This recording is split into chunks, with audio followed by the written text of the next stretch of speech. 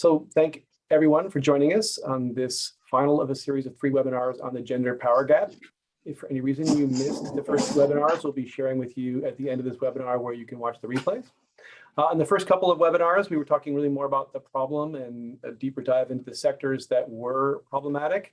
And on this final webinar, we're going to take a deeper look at the causes and what action is possible, especially by investment professionals, to help reduce the gender power gap. It's only really when companies embrace the valuable insights from different viewpoints that they can unleash their full potential. So pushing for more women to become executive shareholders and investing in companies that promote and value women leaders will drive higher performance and sustainable change. A quick introduction, I'm John Berger. I serve as COO of Women of the World Endowment, which is an investment nonprofit focused on centralizing women as economic, environmental, and social change makers while delivering market rate, risk-adjusted returns and impact at scale. We invest in building strategic capital, leverage to support system change, and our collaboration with ExecuShe team here is one of those examples of that kind of collaboration. I'd like to introduce Andreas here, who is the star of the show. Andreas is scientific advisor to ExecuShe. He currently focuses advice on advancing the underlying technologies as well as designing powerful SDG measures such as gender share, which you're going to learn more about today. He's a full professor of operational risk, banking, and finance at the University College in Dublin, and is serving as an independent member in a personal capacity of the EU platform on sustainable finance, where he's heading the data subgroup. So we are once again in for a real treat to hear what Andreas has been working on. I'd love to turn it over to you, sir. Thank you very much, John. Thank you for having me. I will share my screen, and if you could briefly confirm that you can see the screen on full screen, that would be excellent. We are ready to go. Perfect. So thank you very much for listening in. We have been studying now the gender power gap for a while. This is the third webinar in the series looking at the actual solutions and how we can close the gender power gap, both mathematically and then hopefully also practically. Let me just reintroduce you to where we are. Averaging across companies in the S&P 500, we have about 25% female executives with a reasonable deviation between sectors of 35%, roughly up to 35% in households and personal products, while saying the semiconductors is less than 20, and there is other sectors that are also a bit weaker.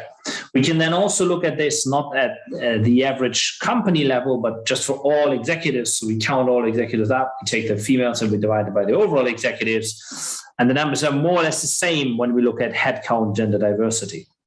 Now, we can advance this forward in trying to understand what the power balance is by looking at females who actually hold shares. So that will be executive whose roles and performances are so much supported that they actually get shares from the company, and then we're dropping by about 3 to 4%, both average by company as well as universe measures. So when we're looking at the females who actually hold shares, they are lesser of a proportion of the executive shareholders than they're a proportion of all executives by headcount. Now, if we then actually take the value of the shares, rather than just the fact that a female executive holds shares, the number averaged by company drops dramatically to 12%. And averaging down, and not averaging by company, but counting all individuals, drops even way more dramatic to a shocking 0.96%. So that's a 99-to-1 gender power gap, if you want so. And it is particularly driven, as we discussed in the second webinar, by the automobile industry, by the software industry, and by the media industry, notably Google and Meta being part of the media industry. And so that is a giant, quite shocking discrepancy between a number that 25%, that's not a good number, of course, it's nowhere near parity, but it's a not outright terrible number, down to 99.1, which is an outright terrible number. And putting this further into perspective, Spencer Stewart has done a study on British boards, and they find that among the independent board members, so that's the part-time board members in practical language, we actually have the majority being female, just a slight majority, about 51%. But among the executive board members, so the full-time board members that also serve as executive managers, it's only 1 in 9. who is female. And so what we're essentially saying here that is that 1 in 4 is female when it comes to overall executives, but 1 in 99 is, or 1 in 100 actually, is the power gap. That number varies. Its number is so small that it does vary a little bit with share price movements of companies. Obviously, then different shares go up and down, but it is a pretty shocking overall number. When you then look further into CEOs, you can see among the CEOs it's even worse. So we're dropping from a 0.96 to a 0.83%, and that really makes it, if you want so, even more disparate. And in individual sectors among CEOs, it's even far worse. And then when we're looking at founders, we have the challenge that 100%, so basically all founders throughout are actually male. So that's a significant challenge there, that at least for S&P 500 companies, there aren't any active founders among executives who are female. And then when we are looking at how we can possibly address this, we're starting off with the top executives' gender diversity. So we're back to that quite unfortunate 1% number and the giant drop from 1 to 4 to 1 to 99. But now let's try to actually at least mathematically address the gender gap by taking out certain roles and seeing if the actual gender gap is lesser if we take out founders. So if we take out founders, and we know they're all men, we have the CEO itself here, we actually get to a slightly higher number, 2.3%. If we then also take out CEOs, we get to 3.5%. And if we take out the other kind of very top-notch role, executive chairs, in most cases former CEOs, we get to 20%. So by basically studying all executives except for the founder, the CEO, and the executive chair, we're actually mathematically, obviously not practically, because these 3 roles are there, you can't ignore the roles, but mathematically we're at least closing the gender power gap a little bit. I mean, there's still a huge gap. 20% is far away from parity, but we're closing it a little bit. Then there is a 4th role that is quite important to be addressed. And that, what we do right now, if we also take out CTOs, Chief Technology Officers, predominantly male, more than 90% male, and often with significant shares, especially in technical industries, we get to just shy of 21% female ownership of shares. And we also get the company number and the universe number aligned. We're now seeing a difference from 28% roughly down to 21% from headcount to gender share, but at least that's a much smaller gap than the one we had before. So in conclusion, we observe a giant gender power gap. This gender power gap is predominantly driven by 4 roles, I'd say: founders, CEOs, executive chairs, many cases former CEOs, and also the chief technology officers tend to be actually quite relevant here too. I hope that's of interest and highlights at least mathematically how things can get better. We'll hopefully discuss how practically things can also get better, and very much looking forward to a discussion, John. Yeah, so am I. It's interesting stuff. For those who maybe weren't on one of the earlier webinars, could you briefly share what a gender share means? Yes, absolutely. So the gender share is the term that we're using if I come back to the original slides. So at this point, we have gender diversity. These 2 bars are gender diversity. Then we look at the gender diversity of those executives who hold shares without considering how many shares they hold and how valuable they are. So these are the next 2 columns. This is effectively the diversity among the executives who hold shares. And then the latter 2 columns is what we call gender share. That is the value of the shares that females hold divided by the value of the shares that all executives hold. The 5th column looks at this first by company and an average in companies. So that kind of takes extreme values a little bit out. The last and 6th column looks at it across all the executives. So that really shows the enormous weight that the likes of Elon Musk, Larry Page, Larry Ellison, Mark Zuckerberg, Jeff Bezos, and so forth have. So when you presented this data, you started with sort of the CEO and the big picture level, and then you work your way down to stuff that basically is maybe more representative of the founder level. Would it be fair to maybe think that the founder level really is the ultimate thing we need to start working on here to make some impact? That if we could see some bigger moves in the founders that are working their way up to the executive ranks, that would be a huge point of leverage. And maybe you could show us some of that data, that if you have any that would substantiate that. Yeah, so if founders are excluded, we're already jumping up quite a bit. And of course, as the founder slide itself shows, first of all, there aren't active founders in all the sectors left. Obviously, many companies have been founded years ago or decades ago, maybe longer. And all the founders currently working in S&P 500 companies still as active managers are unilaterally male. We're talking about 30 people roughly. And so on the founder side, we need to make sure that female founders also reach unicorn status, then get listed and make it in the S&P 500. And unfortunately, that's not necessarily yet the case. And so there is very, very little diversity there overall.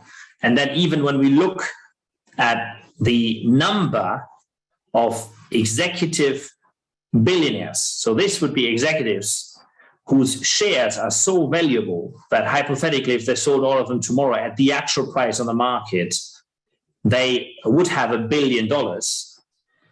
Then we find round about 35, depending on share prices, individuals, of which one of them is female. I just also want to point out to the audience that while I continue to ask so much questions I want to hear about, if you have any questions you'd like to hear, please open up the Q&A section and share them with us. We'd love to get to the audience questions here as well. So going back to the role of founders, do you think they're not sharing power equitably, or is it they simply aren't hiring enough women, or do you have a sense between the balance of how much is inequitable sharing at the founder stage or insufficient number of women included at the founder stage? Obviously, we didn't study the founders, but I can give you my sense of a challenge here. So from the numbers I know roughly from the academic literature, the number of female founders is, of course, a lot higher here. The question is how many female founders pull through to unicorn, stay with the company, don't exit, list it, right? Because what we're looking at here in the S&P 500 is a group of founders who stay with the company, they do not exit, they list instead, and they still stay with the company after listing for probably a decade or more to make it into the S&P 500. So that requires more or less a lifetime of dedication to one company, in some cases, multiple companies, if you consider Elon Musk and SpaceX possibly being the S&P 500 at some point itself. But in most cases, this is a lifetime of dedication to one company, plus that the individual doesn't exit and stays. And I think the incentives there may not be particularly suitable. And if you look at the sectors here on this founder chart, you also see that tend to be more technical sectors. So it's more sectors where a founder with a lot of technical knowledge maybe has it easier to negotiate their position when all sort of investors and others are coming in, simply because it's inevitably needed that type of knowledge, versus a more managerial founder that might be more moved aside. That could be one aspect. But I personally do feel that the women in STEM story does resonate here as well, where we need more women in a STEM context, and then founding companies and staying with them throughout. And of course, that is a giant commitment, as anyone might imagine. Yeah, those are excellent points. And I want to go back and re-highlight one that you made earlier and how it connects to those points, which is this idea that we need more super unicorn companies that have women founders, really as sort of a goal. That's would probably be a threshold point that will begin to push us to making further gains in this category. And to get there, I'm thinking about it from the point of view of early stage investors and VC companies and what they could do. especially VC companies or early stage investors that take board seats or are very active in helping advise their companies. I would think it would be reasonable advice to that community that this is part of their responsibilities to step up and reach out and see this as the opportunity to diversify at that earliest moment when you're building the early stage company, because of these downstream consequences that you see when you don't do it early. How would you react to that kind of an observation? I mean, I believe, let me put this way, right? Companies are founded in different ways. Companies can be founded by a couple of friends doing something and eventually ends up being a company. And in these situations where it's maybe less planned, ensuring gender diversity could be harder because it were just people that just hang around and so forth. But when you have the company foundation structures where there's local enterprise support organizations encouraging students to found a company, encouraging others to found a company. So when there's a bit of a nudging going on, please do come out and found a company. Especially in these situations, it could be mandatory to have diversity among the founders. Like if you want to found a company and you want support from your local organization, you do need to show gender diversity among the founders and to an extent gender share among the founders. That automatically would address a lot of the aspects. And so especially with government support programs for founders, grants for young companies, that's where this can actually kick in and change cultures. And then also ensure that there is a kind of longevity, if you want so, of performance. And there, I think at the moment, I don't really see that young companies get told, look, if you want this money, you don't only need to show a business plan, but you need to have a gender diverse team here because we really want to support everybody. I think that's definitely an opportunity that could be taken in most regions of the world, at least the ones I'm familiar with wouldn't necessarily have that clause. And then, of course, it's the question of the VCs. Is also to an extent the question of exit, because if you push founders to the exit, you may not see that effect anymore. Of course, it depends on who you bring then in instead, to an extent. So I think that would be my views on this, John. Yeah, and another catalyst potentially, in addition to the seed companies' investors, would be the role of government at providing the kind of grants that actually help kick off these companies. I mean, Google, SpaceX, so many of these companies actually got government grants at some point in the early stage. Yeah, I think these grants have a good chance of, say, requiring a degree of gender diversity, both in terms of headcount as well as in terms of ownership. I think that would definitely be quite helpful if the grants required that.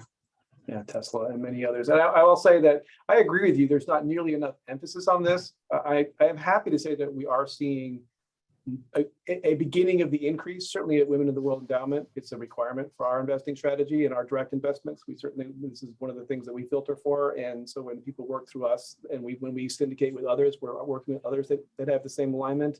But we're beginning to see more funds, but just it's insufficient. We need to do a lot more. So to that end, how far do you think this message has traveled? So you've got a lot of great data here, but have you been able to get it out in any kind of Wall Street channels or media, or is this how broadly have we been able to disseminate this information? Yeah, so we did one study where we basically disclosed the initial finding of the first webinar, and we shared it with a Bloomberg journalist who wrote it up quite nicely as a 1991 gender power gap concern. We put it out on a Monday morning. We actually put it out on LinkedIn expecting hundreds of engagements. And I remember looking on my LinkedIn hours later and it was more than 30, so it wasn't that much engagement. But then actually, suddenly the media took off. So Bloomberg published it. We found all sorts of other media, including media that I'd never expected. The Daily Mail in the UK to put the story forward. With the Daily Mail, I was initially worried that they would turn this into a woke corner, but they actually genuinely reported the story as a problem. The Street picked it up. Next day, we got an email from Fortune. They picked it up. Then afterwards, it went around the world. So we have over 10 countries on pretty much any continent where that story resonated in one of their media sources.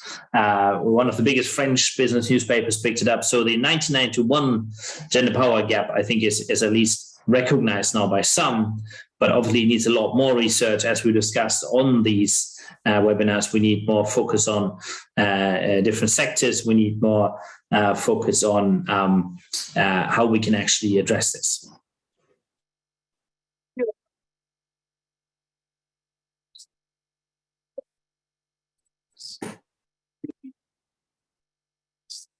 Apologies, John, I can't hear you fully, but I can make you.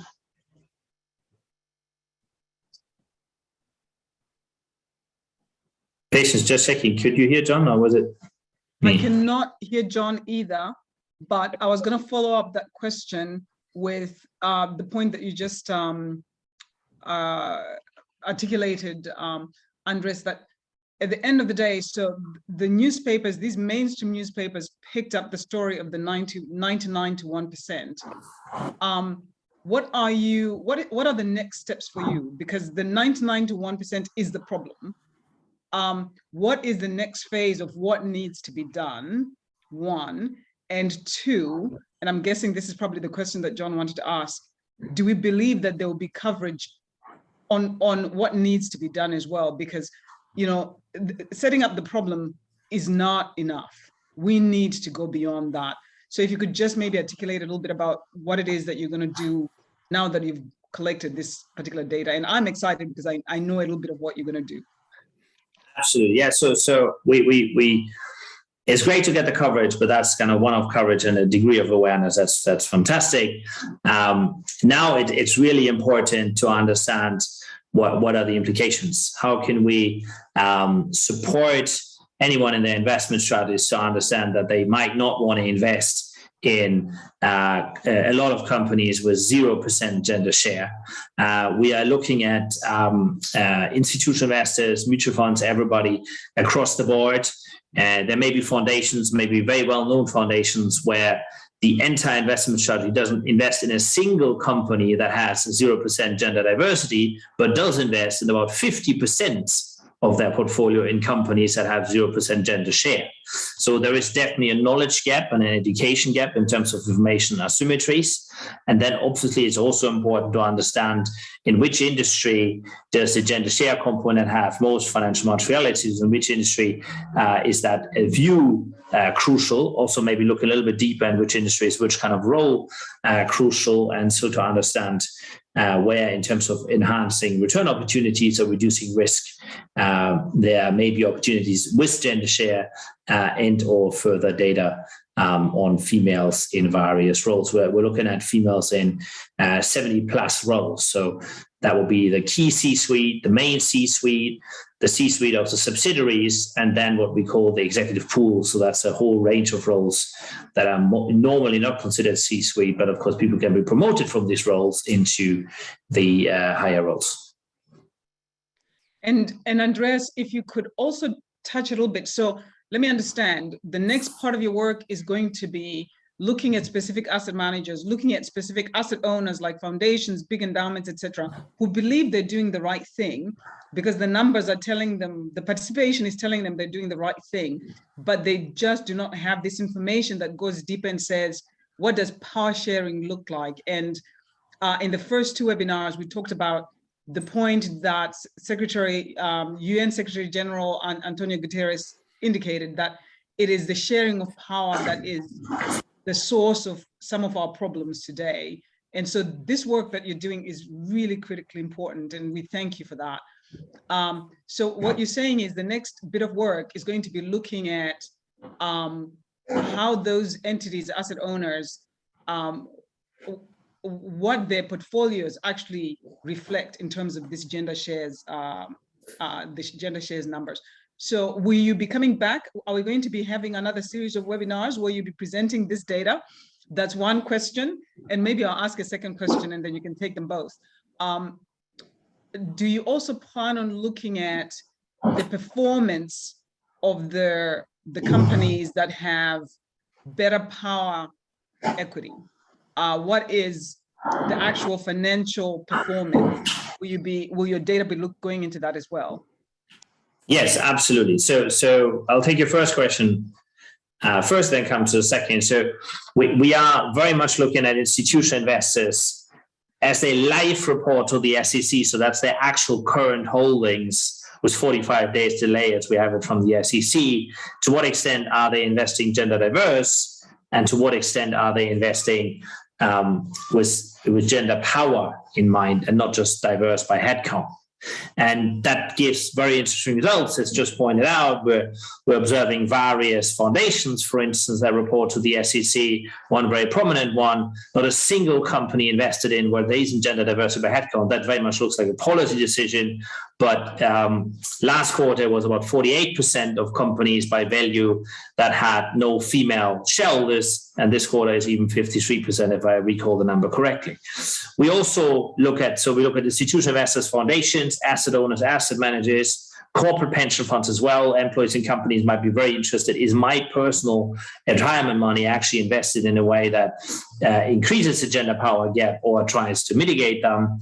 And that's in terms of monitoring, if you want. So, and then on the second side, we are obviously very keen to also understand the financial performance or the financial materiality of gender share, gender diversity, executive shareholders, if you want, so across a whole range of sectors, thereby probably even digging into a selected number of actual positions which are highly relevant, so a female in a certain position, and then and that will allow us to actually determine the financial materiality and how portfolio strategies could be built, ETF or other types of strategies using gender share and related concepts. So we're very keen on analyzing all relevant avenues further, and also, and this is kind of a third avenue, at some point, but this might be Q4, Q1, Q2 next year, taking the analysis at least in an estimated way around the world. So trying to understand what is the gender share in Japan, what's the gender share in Australia, what's the gender share estimated in France, and so forth. We'll have to estimate the gender share based on positions, because obviously many countries do not report anywhere near as good as the SEC does in terms of executive shareholdings in Form 3, Form 4, and Form 5. But that will allow us to give a sense of gender share in all developed and hopefully all emerging markets as well. See, that is more than exciting, Andreas, and truly. And I hope that we actually come back. As most people know, we've had 3 webinars that we come back for yet another series where you will unpack, all of that next analysis. But one other thing that I want to double click on is this point that you made about, part of your research is going to now dig deeper into the financial materiality. I think this is a critical so what. People need to understand that what we're talking about is not diversity for the sake of diversity, but diversity that actually impacts financial results. And not that this is where you're going, but maybe further down the road, we can even analyze not just financial results, but other key metrics like, climate-related results, healthcare-related results, because as decisions are being made to the point that we've been making in the first 2, there are downstream consequences, and being able to really do a data analysis on that will be interesting. Andreas, I think one of the other so what's that we care about at Women of the World Endowment is how do you make all this data and information relevant for investors, right? So one is showing the financial performance, but the other is the potential of developing investable strategies around this data, right? And so what does that look like? Can you tease out any thinking you might have around potential investable strategies that could actually come out of this data analysis and this data sharing for those investors on the line? Yeah, so from an investment point of view, social criteria more generally, but gender in particular, is likely to an extent sector specific. That's because sectors have a different extent of human capital involvement in the process versus, say, machines or other aspects. That's because sectors have a different part of, say, reputational capital and so forth. So we'll be testing across the entire S&P 500 as well as sector by sector. What is the importance of gender diversity? What's the importance of gender share? What's the importance of females being in individual roles? So, for instance, female CTOs, how are they performing? That then will allow us to understand from a financial materiality perspective, hopefully this quarter actually, to what extent key performance indicators relating to gender share, gender diversity, or female incumbents will actually enhance opportunities or possibly reduce risks over time, and that, of course, are then investable signals, or simplified is a gender materiality map. And it's a gender materiality map similar to SASB sustainability materiality map, where we're going to have all the different gender KPIs, how material are they in which sector by sector, and that type of materiality map can be updated. So it's not a static one, it's actually one that can be updated quarter by quarter. We have a question in the, Please take it, Andreas. Thank you. Yeah, so we have a question in the Q&A from anonymous attendees. So thank you very much for posting it, and feel free to post more. So this is a question that is very interesting, and I personally have debated it with both male and female colleagues already for quite a while. So I read it out straight away, and then I'll try to tackle it, and maybe also hand it over to John and patients if they wish to comment. What do you think is the optimum gender diversity? Do you have any findings where diverse companies perform better than others? So there is a significant amount of literature on diverse companies in certain specific contexts performing better. I personally, for instance, have courted a study on diverse boards tending to be better at reputation management, but that kind of research question is a bit of a chicken and an egg. So do diverse boards get appointed in a reputation crisis specifically for solving it, or do more diverse boards lead to less reputation crisis? So we have a measure. We have actually a method that addresses this type of reverse causality, and we do find the diverse boards adjusting for potential reverse causality, still making a very good contribution in reducing reputational risks. Now, coming to the first question, what is the optimum gender diversity? That is a very excellent question. Now, there's a couple of different views on it, and I'll outline them, and I'll outline the considerations. But being an academic, I might not necessarily take a full bet on what is the best one, although it's very easy to determine what's the worst one. So one view is there has to be parity in every sector. And that is statistically and mathematically a very easy view. And we also, in many ways, imply that, for instance, when we look at distances to 50% in the charts that you currently have on the screen. Another view is that it has to be representing the workforce participation by females in that sector. And that view has some relevant aspects, which is if a sector is 70% female or 70% male, maybe it shouldn't be parity, maybe it should be proportional to the gender as is represented in the sector. Now, from a sector perspective, there is merit to discussing this. Now, you can extend this view further in saying it should be the proportion of women in the workforce in that country rather than sector.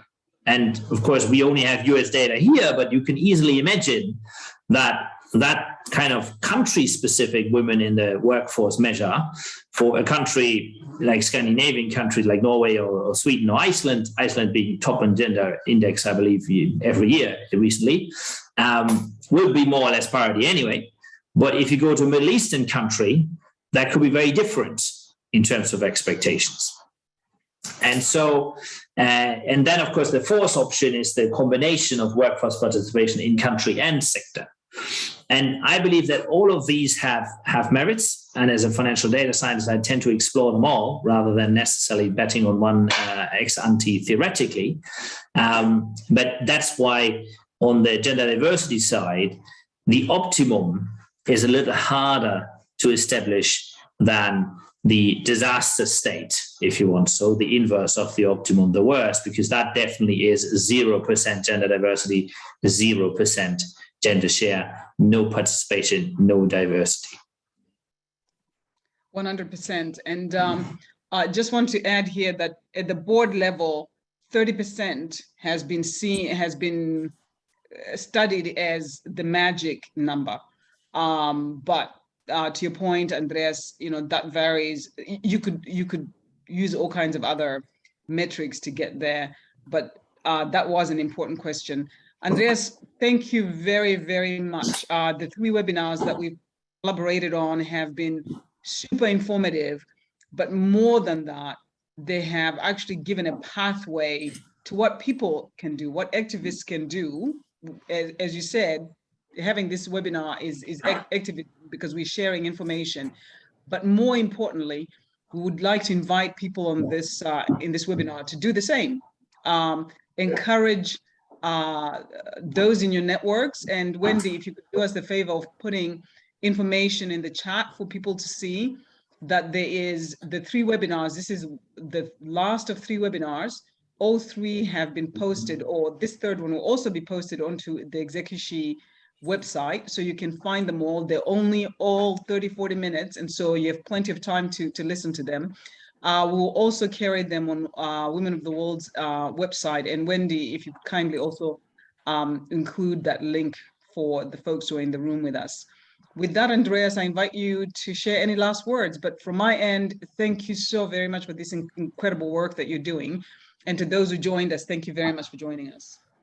Andreas? I'll just answer one more question who actually came up in the chat. Evangelina asked, what is, from my personal point of view, the biggest challenge to tackling the gender power gap? And I would personally believe that it's 2 challenges that I think are the biggest, certainly for this type of data. One is that staying 30, 40 years tirelessly with the company quite often means a lot of family sacrifices, a lot of family sacrifices, one would say. And then the other one is that we do find a spin towards the executives with their highest, with tens of billions of shares. In the vast majority of cases, technical people. There's very few exceptions there. So women in STEM, that whole discussion to get more gender balance into STEM must not be underestimated, especially, and of course I'm very biased in saying this, in a time of data science. So extend STEM into really statistics and data science. I think we need to get more balance there. Thank you very much, John. Thank you very much, patience. Well done again, Andreas, and thank you so very much. And to everyone on the online, thank you very much. We welcome your participation here, but we welcome your partnership in disseminating this message. And if you're an investor, actually doing something about it. Thank you.